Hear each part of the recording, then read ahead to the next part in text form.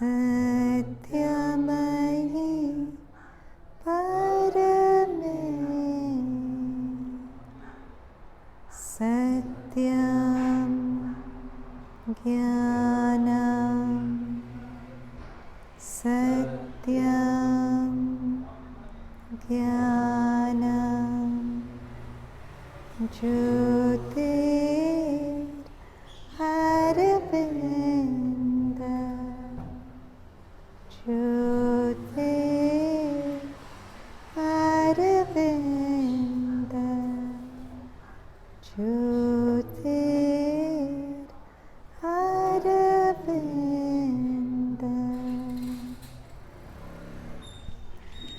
So we'll begin with a conversation which is from the Upanishads. It's between Rishi Yajnavalkya and his principal disciple, King Janak. So King Janak asked Yajnavalkya that in the absence of the sun, what is the source of light? So it's an obvious answer. He said the moon. So King Janak persisted in the absence of the moon. So Yajnavalkya said, in the absence of the moon, fire. Those days, no electricity. So he said, in the absence of fire, Yajnavalkya said, light of the scriptures. But King Janak said, okay, when there's no light of the scriptures also, what is our light? And finally, Yajnavalkya said, Atma Jyoti. So if you look at it, it just feels like he stretched the story, but Upanishads never need to be read at a very superficial level. If you look deeper into it, really the message to humanity is that when there is no light on the outside from anywhere else, you can look forward to discovering the light in yourself. And it's not just a poetic thought, it's a very real thing. It's something the mother calls the psychic being. So if you have nothing else to look forward to in life, and sometimes the mind pushes us in a corner where we feel I have nothing to look forward to. You know, you can always look forward to what the mother calls the great discovery. Discovery of the psychic being, discovery of this absolute magic which is inside us. So that's what our talk is on today, the psychic being. Mother's words. What is the psychic being? Somebody asked the mother. The psychic world or plane of consciousness is that part of the world. The psychic being is that part of the being which is directly under the influence of the divine consciousness. The hostile forces cannot have even the remotest action upon it. Such a reassurance, no, we have something within us which nothing dark can even touch. The mother says the hostile forces can have no influence upon it. It is a world of harmony, and everything moves in it from light to light and from progress to progress. It is the seat of the divine consciousness, the divine self in the individual being. It is a center of light and truth and knowledge and beauty and harmony, which the divine self in each of you creates by his presence. Little by little it is influenced, formed, and moved by the divine consciousness of which it is a part and parcel. It is in each of you the deep inner being which you have to find in order that you may come in contact with the divine in you. It is the intermediary between the divine consciousness and your external consciousness. It's the builder of the inner life. It is that which manifests in the outer nature, the order and rule of the divine will. So it's the psychic being in us which manifests in the outer nature, the order and rule of the divine will. If you become aware in your outer consciousness of the psychic being within you and unite with it, you can find the pure eternal consciousness and live in it. Instead of being moved by ignorance as the human being constantly is, you grow aware of the presence of an eternal light and knowledge within you. And to it you surrender and are integrally consecrated to it, moved by it in all things. So when we come in touch with the psychic being, one of the senses that awakens in us is the sense of being eternal. We live with a sense of eternity, so we don't feel rushed for time, we don't feel rushed for anything. We just are in the moment, because to be in the moment you have to, the eternal now is the sense of eternity, right? So when you come in contact with the psychic being, there's a spontaneous feeling that you have always been and you will always be. For your psychic being is that part of you which is already given to the divine. Mother says somewhere else that the psychic being in you is constantly turned to the divine like a sunflower to the sun. So you may have lots of revolts in your outer being, but your psychic being is in a state of constant self-giving to the divine. So even if we've not discovered it, just the thought that we have something which is so pure inside us that nothing can sully it. So the Vedic rishis tell us, referring to that, you are Nitya Shuddh, eternally pure, because nothing can sully the psychic being. And you're Nitya Tript, you're eternally contented. The psychic being is that part of us which always so spontaneously feels complete that it never has desires, it's just happy to be. It's in a state of constant self-giving, and aspiration is actually just this, a settled state of self-giving. I mean, when we want things from the mother, that's not really aspiration. But I won't say do away with it. It's our way of communicating with the divine. As Sai Baba says, I give people what they ask so that in time to come they will ask what I want to give them. That's how you develop a relationship with the beyond, right? When you ask and there's an answer, and that's how. So I'm not saying do away with that, but don't call it aspiration. Very often I hear people saying, I stated all my aspirations to the mother at the Samadhi. I want good health, I want this, I want that. Those are prayers and they are valid. You should pray. But that's not aspiration. Aspiration is a settled state of self-giving, which is in the psychic being, where the psychic being just wants to give itself to the divine. So I told you, I was very touched. I take teenagers to Pondicherry, and there was one boy, I think very troubled life in terms of his parents and everything. But I think sometimes the troubles are the biggest blessings, because I've never heard a teenager articulate what he did. Teenagers who've had beautiful, happy, whatever, I've never heard this. So he said that after those 4 or 5 days in the Pondicherry camp, when he really connected with the mother, and he says, when we last visit to the Samadhi, something in me spontaneously asked the mother, Mother, what do you want? I want to give you something. I don't have anything to give you, but I'd like to give you something. And I was so touched by that. Normally, with so many difficulties in his life, you'd think he'd ask, Mother, settle this, settle that. But that's when the psychic being comes forward. When it doesn't want to ask anything, it's in such a state of love that it just wants to give itself. So that was a psychic movement which he articulated. For your psychic being is that part of you which is already given to the divine.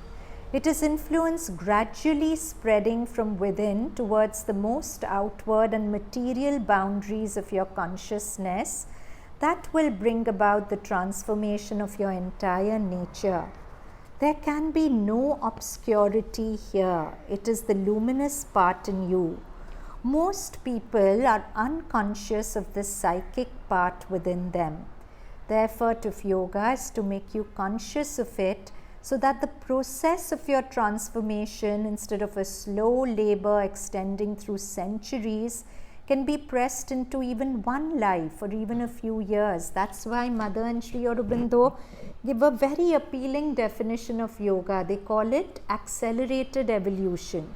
Evolution which would normally take lifetimes or years or whatever. When you come to them and you consciously collaborate with them, you accelerate your evolution. What does it mean to accelerate your evolution? But what? What do you speed up? The union with the divine. The union with the divine is the goal, yes, but growth of consciousness, which means what? What is the factor that determines that you are evolving? The conscious participation in your own evolution. No, in very practical terms, visible signs of it. Your nature becomes godlike. Your thinking, your feeling. Your nature changes. There is a piece about you which is less and less touched by outer circumstances. Normally, an unconscious mind is an expert at generating misery, right? Therefore, Sri Aurobindo writes in Savitri, man, you are the author of your own pain. Almost all our pains we are authoring. The mind is, I was just telling someone today that most of our lives, God gives us a fairly good life in the moment till our mind steps in, thinks various distorted narratives about something, starts thinking things to make yourself unhappy. Have you noticed that? We are so expert at just thinking things that will pull us into a hole. Now, as you evolve and you become more conscious, this tendency to keep thinking narratives which will pull you down into a hole will diminish. More and more it will come to you to be happy no matter what the outer circumstance. So, if these things are manifesting in your life, those are acid tests for evolution. So, evolution is not only the capacity to have fancy experiences, see lights, all that is one part. Mother and Sri Aurobindo never gave them an exaggerated importance. How you live on earth, how you interact with human beings, what is the nature of thoughts flowing through your head, that is what their yoga was all about. How you walk on earth, not how you rise up into the sky. Their yoga was the nature of your footsteps on earth. Yes, yes, yes. How much less unhappy you are. The more you walk the path of yoga, automatically your happiness quotient eventually increases. I'm not saying the path isn't strewn with difficulties. There will be difficulties, your old nature, your hidden patterns, when they come out, it can be very difficult. But eventually you will be a happier person. So, the psychic being is that which persists after death because it's your eternal self. It is this that carries the consciousness forward from life to life. The psychic being is the real individuality of the true and divine individual within you. For your individuality means your special modes of expression, and your psychic being is a special aspect of the one divine consciousness that has taken shape in you. But in the psychic consciousness, there is not that sense of division between the individual and universal consciousness which affects the other parts of your nature. You are conscious there that your individuality is your own line of expression, but at the same time you know too that it is an expression objectifying the one universal consciousness. So, psychic being is the individualized portion of the divine consciousness inside you, right?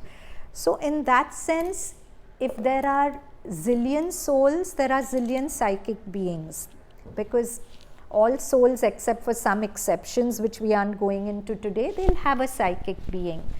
But the psychic being in us recognizes that it's unique, but a portion of the same source. So to give you an example, suppose you are very fond of a family member. Supposing you really love a family member. You know you're different from the family member, but you're so identified with that family member that anything good happening to that family member makes you happy. You don't resent it, you're not jealous of it. Now multiply this 1,000 times. The psychic being has that feeling of intimacy for every fellow soul.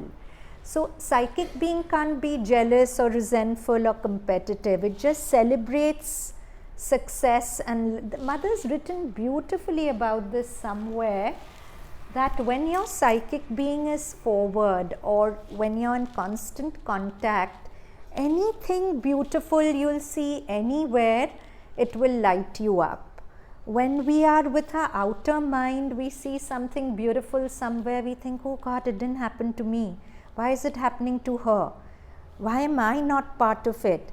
That's all in our outer nature. But for the psychic being, anywhere where it sees something beautiful and noble and good, and it knows, as there's that line in Savitri, beauty is his footprint showing us where he has passed.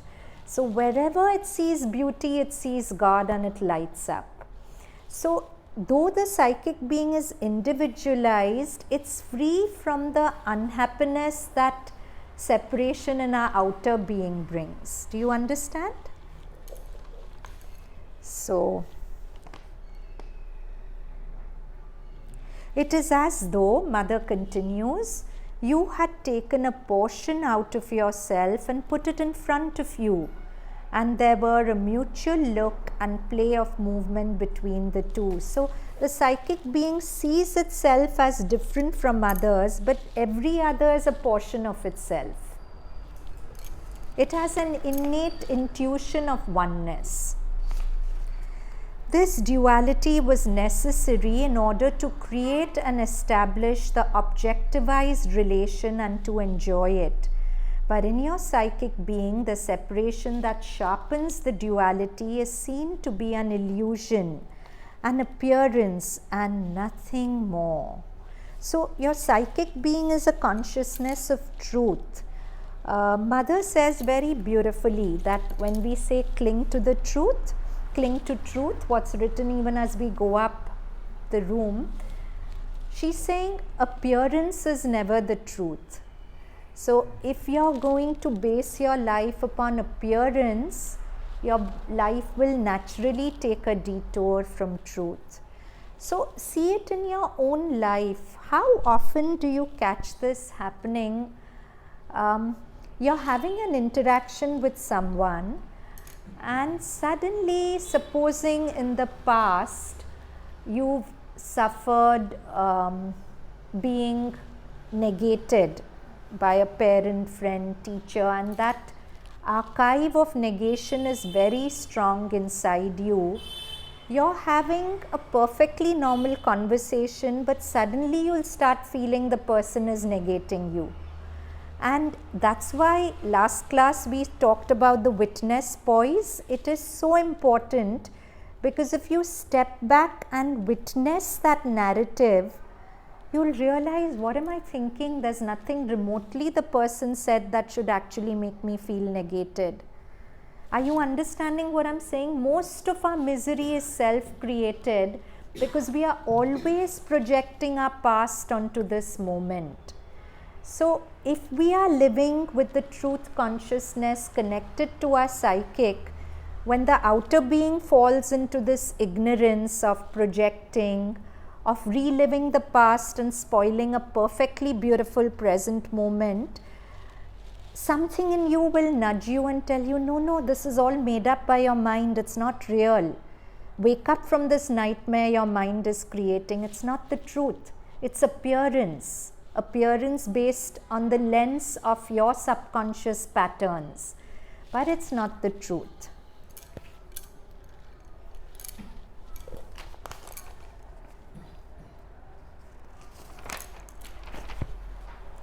So now somebody asks mother, what is the work of the psychic being? Mother says, what is the work of the psychic being? You wanted to have some work. What do you want to say exactly? You mean what is its function? Very well. One could put it this way, that it's like an electric wire that connects the generator with the lamp. Now if someone has understood, let him explain what I said. So somebody replies, the generator is the divine and the lamp is the body. It is the body, it's the visible being. So this lamp, you'll see it's visible, but the generator is invisible, right?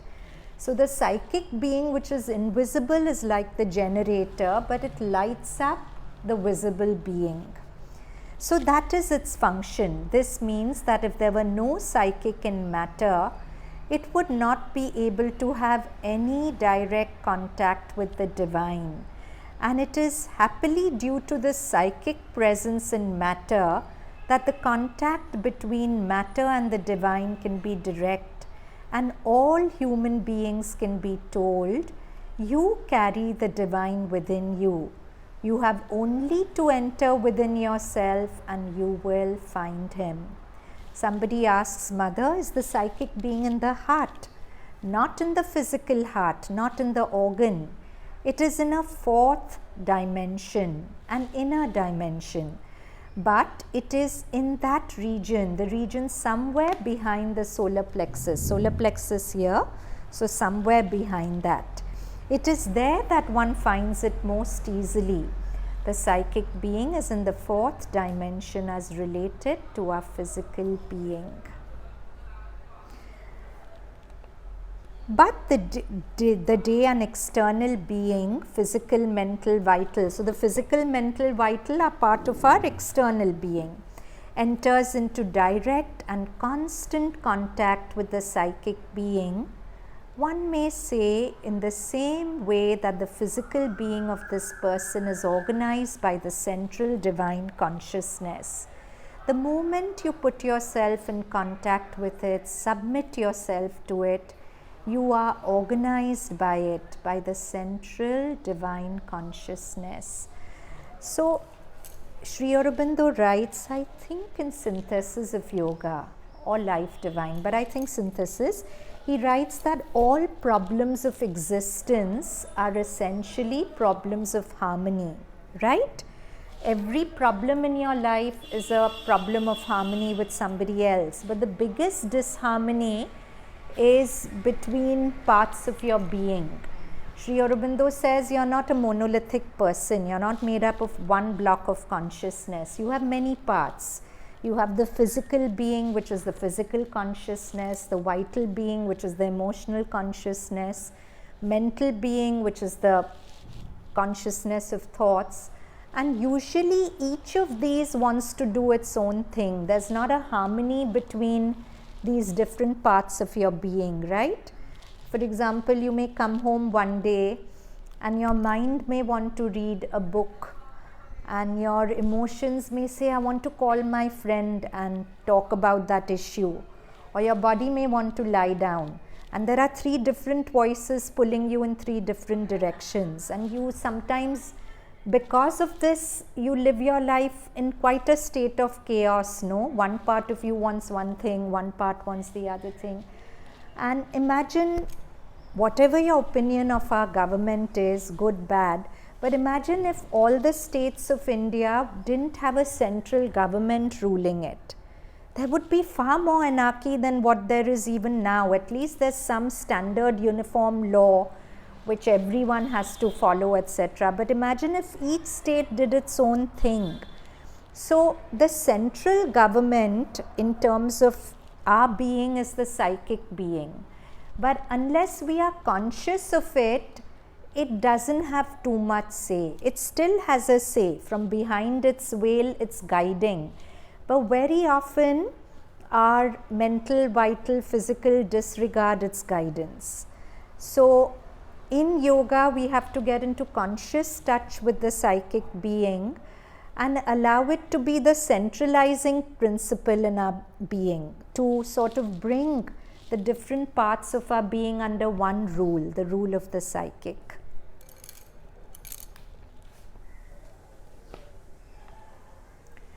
The moment you put yourself in contact with it, submit yourself to it, you are organized by it, by the central divine consciousness. You must not mistake the feelings for the psychic. You understand? This is in another context, Mother says. So, feelings of love and bhakti, Mother says, you must not mistake these for the psychic. Though these two are absolutely different things. People always think that when they have emotions, feelings, they are entering the psychic. These things have nothing to do with the psychic, they are purely vital. Having said that, Mother's not discouraging these feelings of love and adoration for the divine. They have a psychic touch and it's important. But just feeling them doesn't mean we are in touch with our psychic. That means our vital is under the psychic influence, which is good. But those feelings by themselves aren't the psychic.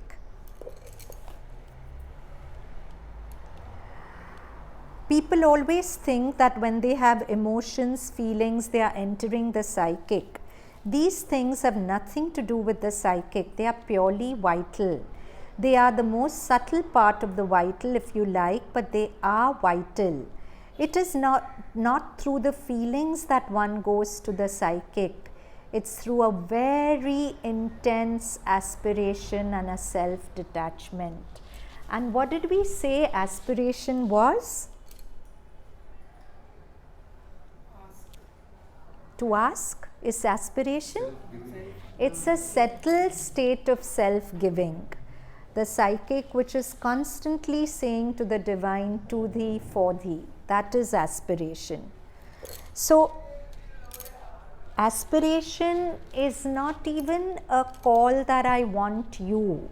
If you go deeper into the aspiration, you'll decipher that it's a feeling of I want to give myself to you. That is aspiration. So what love is self-giving. In Mother's language, she uses love and self-giving quite synonymously.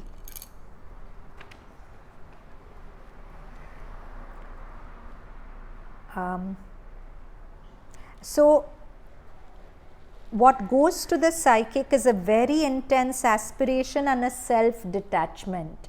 Sometimes when we whip up too much of the emotions of bhakti, it's good, but a lot of ego comes in. I'm feeling so much love for the mother, mother's special to me, I'm her special child, which also is not bad. If your self-worth has been very battered, good to draw self-worth from this rather than other things. But these are all steps in the way. At some point they have to be outgrown and you have to move to something bigger than that. So every gleam of aspiration is always the expression of a psychic influence. Without the presence of the psychic, without the psychic influence, there would never be any sense of progress or any will for progress. Yeah? So then somebody asks, Mother, has the psychic any power? Power? It is usually the psychic which guides the being. One knows nothing about it because one is not conscious of it. But usually it is that which guides the being. If one is very attentive, one becomes aware of it. But the majority of men haven't the least idea of it. For instance, when they have decided in their outer ignorance to do something, and instead of their being able to do it, all the circumstances are so organized that they do something else, they start shouting, storming, flying into a rage against fate, saying that depends on what they believe, their beliefs, that nature is wicked or their destiny is baleful or God unjust, or no matter what, it depends on what they believe. While most of the time it is just the very circumstance which was most favorable for their inner development. Yeah? So very often your outer being wants something, but your psychic being knows what you need for your growth.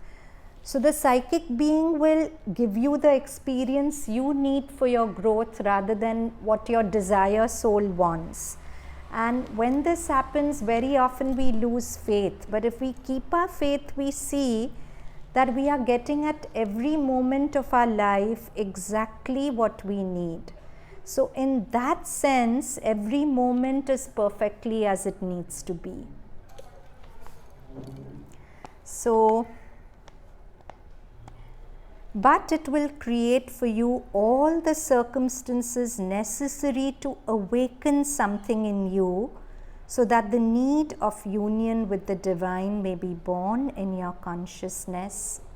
At times you have made fine plans, and if they succeed, you would have been more and more encrusted in your outer ignorance, your stupid little ambition and your aimless activity. So somewhere Sri Aurobindo in his aphorisms he writes, addressing God, if thou lovest me, strikest me. If thou strikest me not, thou lovest me not. So sometimes it's a great expression of God's love to give us those particular hits which help us to grow. And sometimes the ones who are closest to God get maximum hits because it's their soul's aspiration to grow the most, right? I actually remember, I know one person who had the most ideal life. She had the most loving husband, very rich, wonderful children, good at her job, everything. But I don't know why I always felt sorry for her and I couldn't put my finger on it. Till one day she said that I don't know why 2-3 times in a day I just wake up with panic attacks and I can't understand why, because there's nothing really wrong with my life. But when there's nothing wrong with your life and there hasn't been, you cannot accept the possibility of something going wrong. So she would have thoughts, what if something happens to my husband? What? Nothing wrong. But because you haven't been hit by life, you can't bear the possibility of your beautiful heavenly life going to pieces, and it is going to go to pieces at some point. Some point, something or the other is age, whatever. So I actually felt sorry for her that life had not hit her more, because till life hits you, you don't really get ready to really live it. Nah?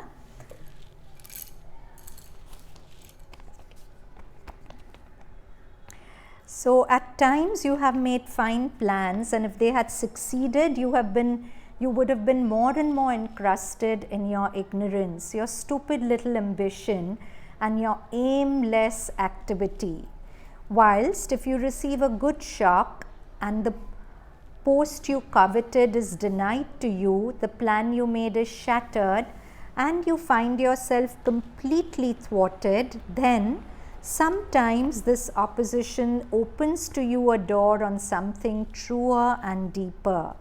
And when you are a little awake and look back, if you are in the least sincere, you say, it wasn't I who was right, it was nature or the divine grace or my psychic being who did it.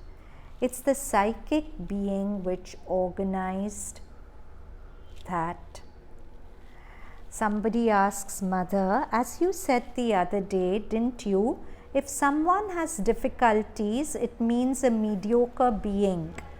So, I mean, this is taking this point to an extreme thing, that in proportion to how much you flower inside, your life outside flowers. But that's not a blanket rule. So Mother says, but excuse me, don't mix up the psychic being with the outer being. The psychic may be perfect and the outer being may be idiotic.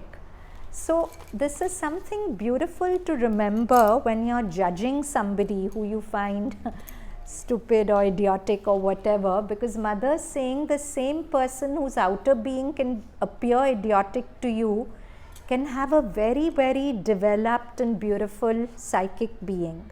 Sometimes the inner being shows through the outer being, but sometimes the two are very different.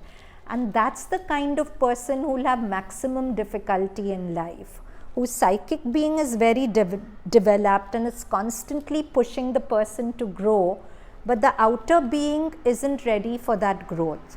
So this disharmony between the inner and outer will often push such a being into a lot of sticky situations. So when we go through difficulties, if we have the psychic attitude, the whole pain of the difficulty becomes so little. I think I've shared this with you in the past. There was a boy who grew up in the ashram and very connected to the mother, very devoted to the mother. He got married. His wife gave birth to a child and died in childbirth. And many people ignorantly asked him that you're so devoted to the mother and every second word you're saying mother, mother, how could she have let this happen to you?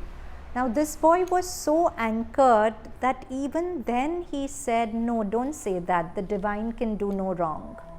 I can't understand it, but if mother has done it, she knows why she's done it. So that is the real psychic attitude. Now such an attitude will save him from so much misery compared to a person who goes into blame and feeling I'm wrong, mother's wrong, life's wrong, isn't it? And when you're connected to the psychic, we explored this story in the morning class, so I'll repeat it. So we all know about the Govardhan hill, right? It's an oft-told story that it rained in Vrindavan and Krishna with his little finger lifted up the Govardhan hill so that it was like an umbrella over everyone.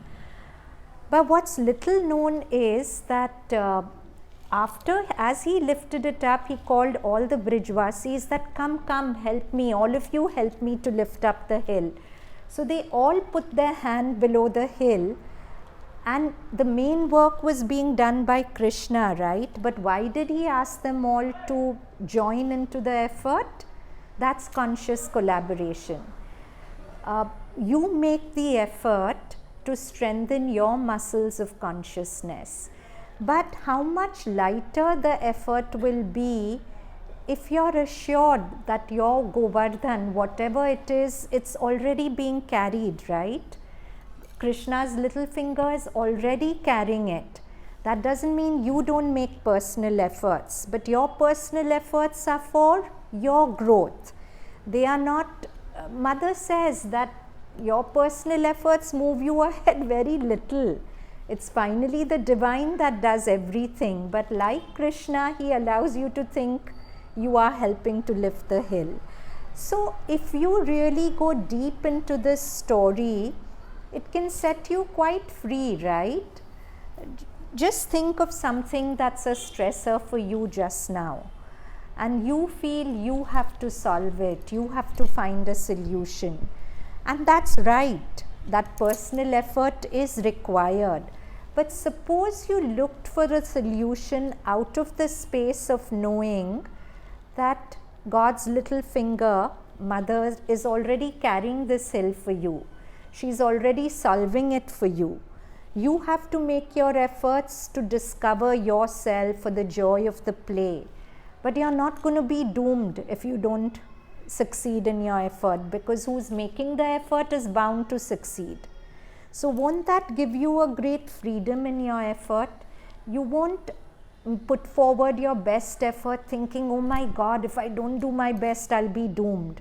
You know you won't be doomed. You're putting forward your best effort for your joy.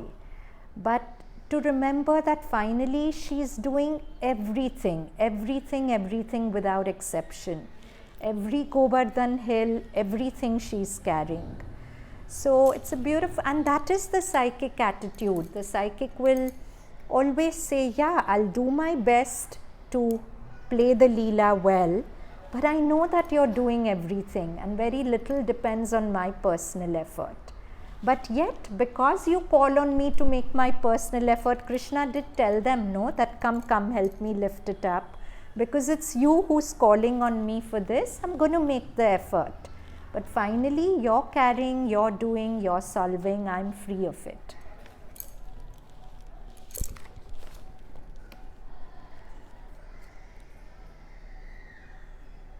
So now somebody asks Mother, how can one learn of pure delight?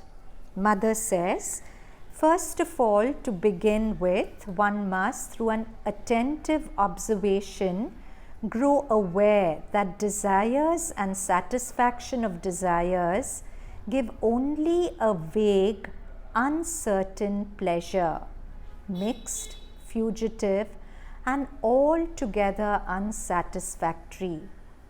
That is usually the starting point. So Mother says that we feel that if our desires are fulfilled, we'll be delighted. But she's saying that's not true. If your desires are fulfilled, you get a momentary satisfaction. But there's a difference between the santosh, the Vedas talk about, and satisfaction. Santosh is a state of contentment that comes from within you, that comes from the psychic, that comes from the witness poise, whatever.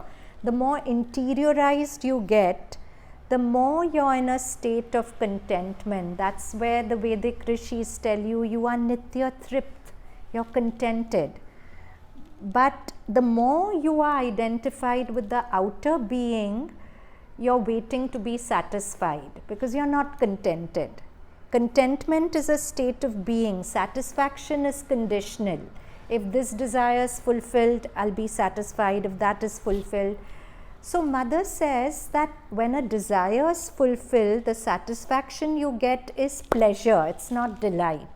And she says delight and pleasure cannot coexist. If you're seeking pleasure, you're turning your back on the real delight of being. So that's what Mother is saying. Sooner or later, you'll realize that satisfaction of pleasure, of desires, is not the way. Then, if one is a reasonable being, one must learn to discern what is desire and refrain from doing anything that may satisfy one's desire. Far cry from it, the way we live in cities. But at least a few things. Start with things that are not too difficult to give up. I'm not saying give up things that start with baby steps. You want to put that extra bite in your mouth when you know you're full and it's just greed and desire. Don't put it in your mouth just to see what will happen. And Mother says, no, there's a far greater joy in transcending a desire than fulfilling it. We've discussed this a lot in a previous talk, that every time you actually transcend your desire, the self comes forward, even a little bit. And every time you fulfill your desire, you're controlled by your ego. And if the ego comes forward, the self retreats. The ego is fueled by pleasure seeking. The nature of the self is self-existent delight. So the two can't coexist. If you're vibrating at the frequency of pleasure, simultaneously you cannot feel delight. So one must reject them without trying to satisfy them. And so the first result is exactly one of the great observations stated by the Buddha in his teachings. There is an infinitely greater delight in conquering and eliminating a desire than satisfying it. Every sincere and steadfast seeker will realize after some time, sooner or later, at times very soon, that this is an absolute truth, that the delight felt in overcoming a desire is incomparably higher than the small pleasures, so fleeting and mixed, which may be found in the satisfaction of his desires. That is the second step. Little things like one desire is food, another desire is a constant hankering for the attention, time, or affection of people we are attached to, and nothing to say about how much misery it causes us and other people. So instead of reaching out and trying to get it, force the person to give you the affection, time, desire that maybe the person's not in a space to give you.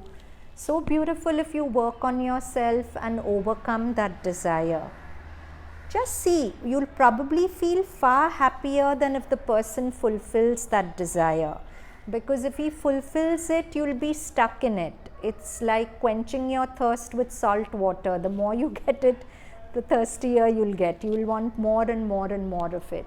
But what if you really work on yourself in whatever way, through prayer, offering, witnessing, whatever works for you, and give up that desire? How much freer you will be, and how free that person can be with you. Na? Otherwise, the person's imprisoned by your wants and desire and the constant demand, fulfill it, fulfill it. You're free, the person's free. Naturally, with this continuous discipline, in a very short time, the desires will keep their distance and will no longer bother you. So you will be free to enter a little more deeply into your being and open yourself in an aspiration to the giver of delight, the divine element, the divine grace. And if this is done with a sincere self-giving, something that gives itself, offers itself, expects nothing in exchange for its offering, one will feel that kind of sweet warmth, comfortable, intimate, radiant, which fills the heart and is the herald of delight. So if we are sort of too caught up with our desire soul, even when we sit to meditate, we'll keep thinking of things we got, things we didn't get, right? So that's why in Savitri there's that brilliant line, he tore desire from its bleeding roots and offered to God the vacant space. Because it hurts sometimes, and we don't have to do it overnight, but at least let's not try and fulfill every desire the mind keeps churning out. The simple things, it's a practice, it's an austerity, it's a beautiful thing to have, to actually see, is it true that if I overcome my desire for this, will I be happier than if I got it? Mother says it, and many a times you will experience it. If you're actually free of that desire, you'll be much happier than if it's fulfilled.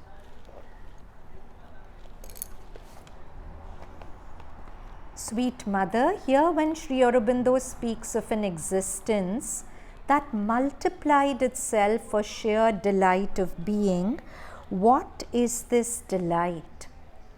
So Sri Aurobindo says that he's probably referring to that ekamaham bahusyam. I was one, but I wanted to be many for the delight of being. So they are asking Mother, what is this delight? So Mother says, the delight of existing. There comes a time when one begins to be almost ready, when one can feel in everything, every object, in every movement, in every vibration, in all the things around, not only people and conscious beings, but things, objects, not only trees and plants and living things, but simply any object one uses, the things around one. This delight of being just as one is, simply being. And one sees that all this vibrates like that. One touches a thing and feels this delight. But naturally, I say, one must have followed the discipline I spoke about at the beginning. What is the discipline she spoke about? Conquering the desires. Conquering desires. To feel this delight in everything, it won't show itself to you till you're somebody who's at least relatively free of desires. Otherwise, so long as one has a desire, a preference, an attachment, or affinities and repulsions, all that one cannot, because then one will never perceive something for itself. One will constantly make a like-dislike relationship with it. I like this, I don't like this, na? Because that's how desire programs you. And the moment you form a like-dislike relationship with something, you've lost it. You only know your preferences in it. You don't know the object at all. So Karen Miller says so beautiful, no? Everything is a bit of paradise till you judge. Once you judge, paradise is lost. The moment you judge. So that's what Mother is saying, that once you don't have personal preferences, then you'll simply sense the God presence in everything, and that presence itself is delight. But so long as one finds pleasure, well, yes, vital or physical pleasure in a thing, one cannot feel this delight, for this delight is everywhere. This delight is something very subtle. One moves in the midst of things and it's as though they were all singing to you their delight. There comes a time when it becomes very familiar in the life around you. What is the relation of human love to divine love? Somebody asks Mother. It's a very important question. Is the human an obstacle to the divine love? That is, if I love human beings, will it come in the way of me loving God? Or is not rather the capacity for human love an index to the capacity for divine love? So, if I can love human beings enough, does it mean that I love God also in that measure? The question continues, have not great spiritual figures such as Christ, Ramakrishna and Vivekananda been remarkably loving and affectionate by nature? Love is one of the great universal forces.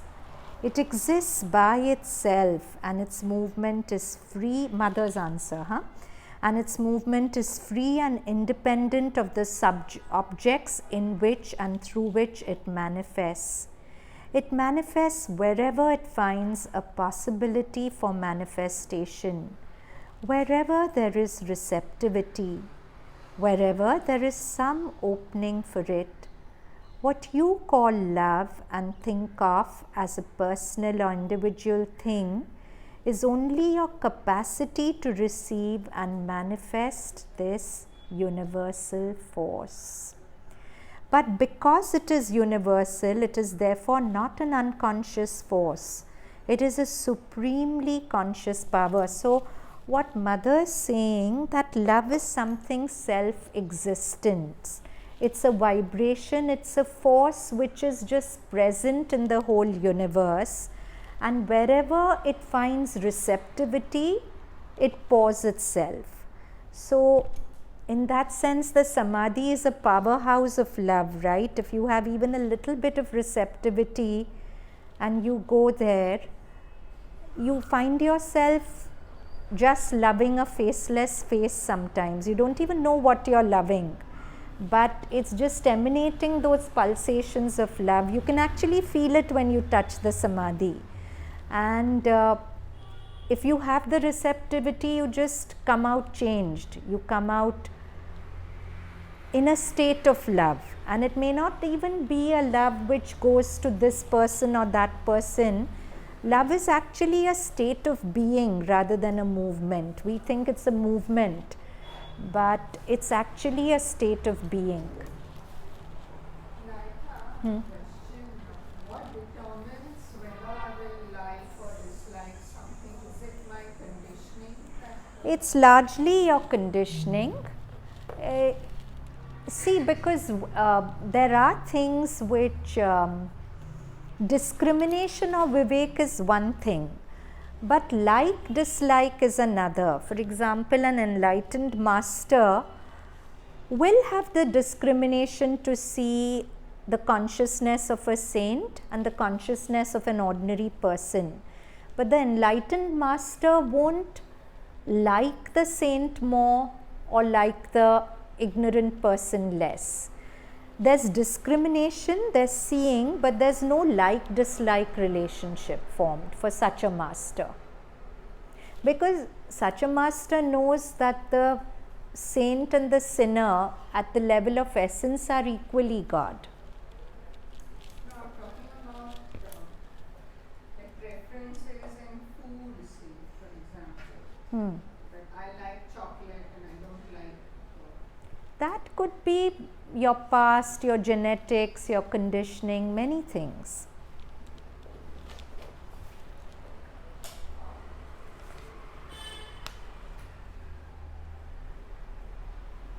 But talking about food, I remember reading when Yogananda Paramahansa had visited Gandhiji. Gandhiji, of course, if you've read his experiments with truth, he used to do all kinds of things to develop a samatha, an equality towards everything. So he used to eat a lot of neem leaves with his food. So Yogananda Paramahansa says that they were both served this, and he was thinking how he'd eat that large bundle. Neem is kadwa, no? And Gandhiji was just eating it with a smile, like he was eating the most delicious thing on earth. So we can cultivate an equanimity towards anything, even in our taste buds.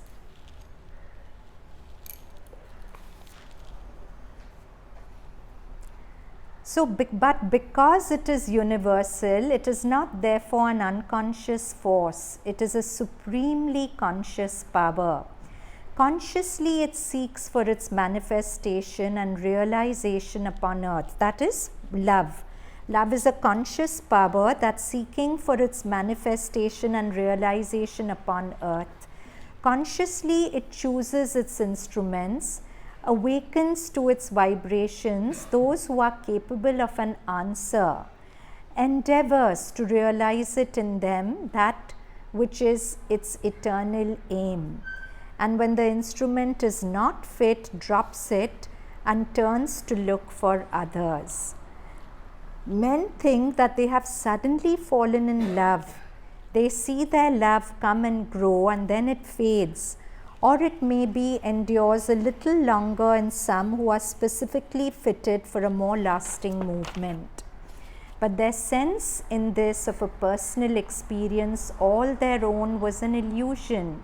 It was away from the everlasting sea of universal love. So here mothers perhaps saying something similar to what our Upanishads say, where Yajnavalkya says, you love the husband not for the sake of the husband but for the sake of the self. You love the wife not for the sake of the wife but for the sake of the self. So attachment is another thing. Most human relationships, what we call love, is just attachment. We are not talking about that. Attachment is signified by, I want you to behave in a way that makes me happy. But love is self-giving. Its chief concern is you want to make the object of love happy. So that is the sort of dividing line between love and attachment. Attachment, if you don't get what you want from the person and you are unhappy, that is attachment. That's not love. Love can actually never make you unhappy, because love is self-giving, right? And mother says it's only those who want to take who become unhappy. Those who always want to give, they are always happy, because what can stop them from giving? And their joy is in giving, right? So we are not even talking here about relationships which are full of attachment and possessiveness. But if two human beings come together in a genuine energy of love, they think, suppose it's A and B, They think, A will think B is creating this love in me, B will think A is creating. But what mother is saying here is, both of them had an openness to the universal movement of love in the air. And they were receptive to it, and they poured on each other. And it may not even be a lifelong thing. Love can be just a moment between two people. I'm not just talking about man-woman love. It can be any love. You can go out of the samadhi in a state of love and just smile at somebody you know, not even talk. But both of you know you're in a field of love. That smile has that exchange in it.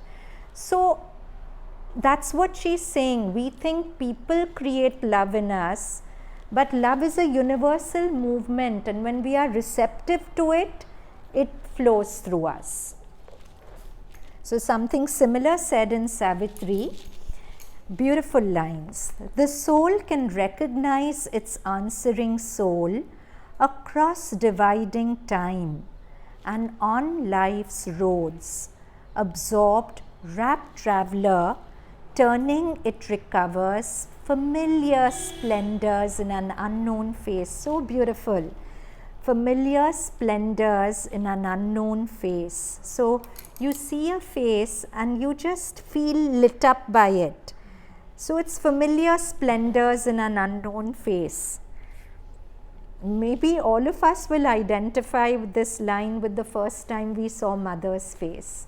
That time it was an unknown face, but I don't know about, I came to mother just with her picture.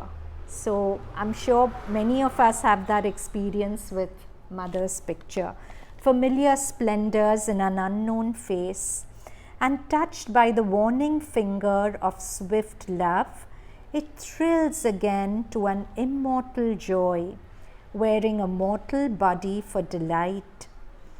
There is a power within that knows beyond our knowings. That is the intuition of love. We are greater than our thoughts. And sometimes earth unveils that vision here. To live, to love, are signs of infinite things. Love is a glory from eternity's spheres. Abased, disfigured, mocked by baser mites that steal his name and shape and ecstasy. He is still the Godhead by which all can change. Mother says the most powerful vibration in the universe is love. So very often if a person is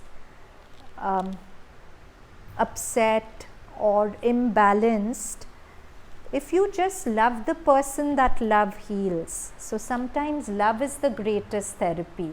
You know, this word therapy has become very common. Let's go into therapy. I went into therapy and it's good. I'm saying if nothing else is available, of course do it. But I've seen that therapists who actually bring in a vibration of love with their clients are most successful. It's not techniques that heals people, to an extent maybe, but the most healing thing is love. In any work you do, if you bring in the vibration of love, it heals the person and it heals the space. So, he is still the Godhead by which all can change. A mystery wakes in our inconscient stuff. A bliss is born that can remake our life. Love dwells in us like an unopened flower. It dwells within each of us. The psychic being is love, right? So it dwells in each of us like an unopened flower, awaiting a rapid moment of the soul. Or he roams in his charmed sleep mid thoughts and things. The child God is at play. He seeks himself in many hearts and minds and living forms. He lingers for a sign that he can know. The child God is the force of love, which Mother is saying is roaming around, and wherever it finds receptivity, it flows in. He lingers for a sign that he can know, and when it comes, wakes blindly to a voice, a look, a touch, the meaning of a face. His instrument, the dim corporeal mind, of celestial insight, now forgetful grown. Corporeal is material, so our instrument is our thinking mind, of celestial insight, of the intuition of the soul, now forgetful grown. He seizes on some sign of outward charm to guide him mid the throng of nature's hints, reads heavenly truths into earth's semblances, and desires the image for Godhead's sake. So sometimes when we have this moment of love with the person, we don't recognize that in that moment this universal force called love flowed and connected us. We think the person is the source of that love. That's what creates all the problems. You have one beautiful time with the person where you really connected, there's synergy, there's a movement of love, and you feel the person is the source of that love. But next time you meet the person, you may not be open to the energy of love, the person may not be open to the energy of love, and then both of you are disappointed. And then you think only that one person is the source of love. But no, if you're open, you can experience that flow and that synergy with so many aspects of creation. It's not localized to one person or one thing. So that's what Sri Aurobindo is saying. Desires the image for the Godhead's sake. The image is the person we get attached to. We forget that what we loved is the God truth in that person coming alive. And it may not come alive the next time I meet the person, and it's okay. It will come alive when it has to. But I mustn't think that that person is this magical being who creates all this joy and happiness in me. No one person can. Desires the image for the Godhead's sake, divines the immortalities of form, and takes the body for the sculptured soul. The body is nothing but the sculptured soul, right? But in our ignorance, we see it only as the body. The movement of love is not limited to human beings, Mother says, and is perhaps less distorted in other worlds than in the human. Look at the flowers and trees. When the sun sets and all becomes silent, sit down for a moment and put yourself into communion with nature. You will feel rising from the earth, from below the roots of the trees and mounting upwards and coursing through their fibers up to the highest outstretching branches, the aspiration of an intense love and longing. A longing for something that brings light and gives happiness, for the light that is gone and they wish to have back again. This is aspiration. There is a yearning so pure and intense that if you can feel the movement in the trees, your own being too will go up in an ardent prayer for the peace and light and love that are unmanifested here. Once you have come in contact with this large, pure and true divine love, if you have felt it even for a short time and in its smallest form, you will realize what an abject thing human desire has made of it. It has become in human nature something low, brutal, selfish, violent, ugly. Or else it is something weak and sentimental, made up of the pettiest feeling, brittle, superficial, exacting. And this baseness and brutality, or this self-regarding weakness, they call love. Further, Mother says, love is the supreme force which the eternal consciousness sent down from itself into an obscure and darkened world that it might bring back that world and its beings to the divine.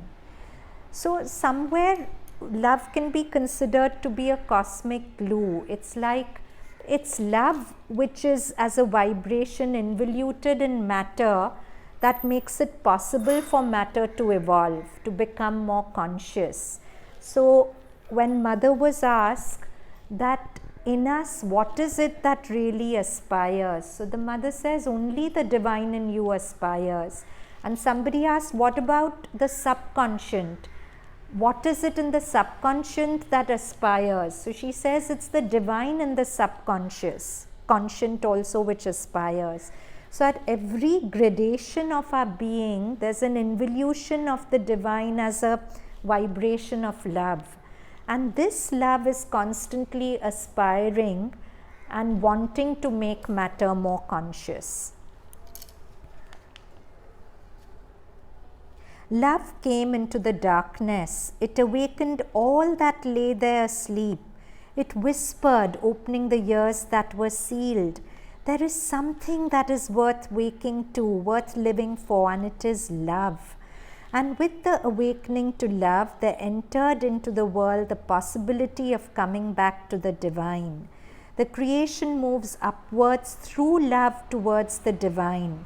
And in answer, there leans downwards to meet the creation, the divine love and grace. We come back to this beautiful symbol, upward triangle. One could be love of the aspiration and matter.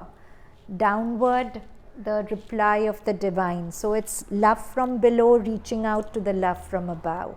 And where the two meet, the lotus of divine perfection blooms. So love cannot exist in its pure beauty. Love cannot put on its native power and intense joy of fullness until there is this interchange between matter and spirits. Matter's yearning for the spirit and spirit's yearning for matter. This fusion between the earth and the supreme. This movement of love from the divine to the creation and from creation to the divine. The world was a world of dead matter till divine love descended into it and awakened it to life. Ever since it has gone in search of this divine source of life, but it has taken in its search every kind of wrong turn and mistaken way. So a poet once wrote, every desire is an excuse for God. We think we are wanting this or that, but it's actually the deepest in us wanting our source back. What do you desire? You desire objects of beauty, objects of power. All this is what we are at the source, but it's like that musk deer which smells a beautiful fragrance and it goes through the whole forest searching where is it, not realizing it's coming from inside it. So we are trying to fulfill our desires because we are not able to fulfill the deepest longing inside us, and it gets distorted as desires. The mass of this creation has moved on its road like the blind seeking for the unknown, seeking but ignorant of what it sought. The maximum it has reached is what seems to human beings love in its highest form, its purest and most disinterested kind, that like the love of a mother for her child. The human movement of love is secretly seeking for something else than what it has yet found. But it does not know where to find it. It does not even know what it is. The moment man's consciousness awakens to divine love, pure, independent of all manifestation in human forms, he knows for what his heart has all the time been truly longing. That is the beginning of the soul's aspiration. That brings the awakening of the consciousness and its yearning for union with the divine. We'll stop here. So, just want to ask, last class we did on witnessing. Did anyone practice it? Did anyone bring it into life in any way? again the thought comes. So I saw mother in me, like, and I just gave it to her. But still, that is also a thought, right? Yeah, so last time what we did is what the beautiful tilt Sri Aurobindo gives to witnessing, to step back and watch a thought, and in the witness poise have a state of self-giving where we give the thought to the divine. So I know witnessing is witnessing thoughts, not always very easy. So start by witnessing what's easy. Witness the breath, witness the body, witness sounds, because that will strengthen the consciousness of the witness inside you, and eventually it can come to witnessing. So, okay, from this class, what could we practice in our life? What could we bring into our life? Love, yes. Whenever we are feeling lackluster, whenever we are feeling, oh God, life's such a drag, if you just remember Mother's words about the fact that each of us have this psychic being within us, this absolutely miraculous fount of joy and light and everything right inside us, just looking forward to discovering it can light us up, right? And making time every day to try and connect with our psychic being in whatever way, to come here very often, because as we said, love is a force which is moving, and wherever there is receptivity it pours, and places like this, the samadhi, they have that vibration. So if you just sit here, you'll get pulled into the vibration of love. And to more and more align our outer being with the psychic.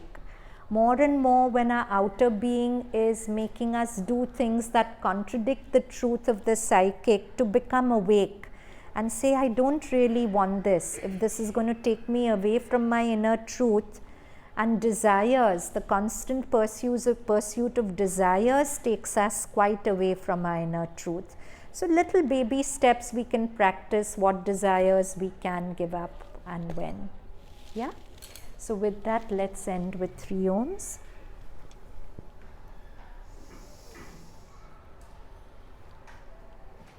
Mm.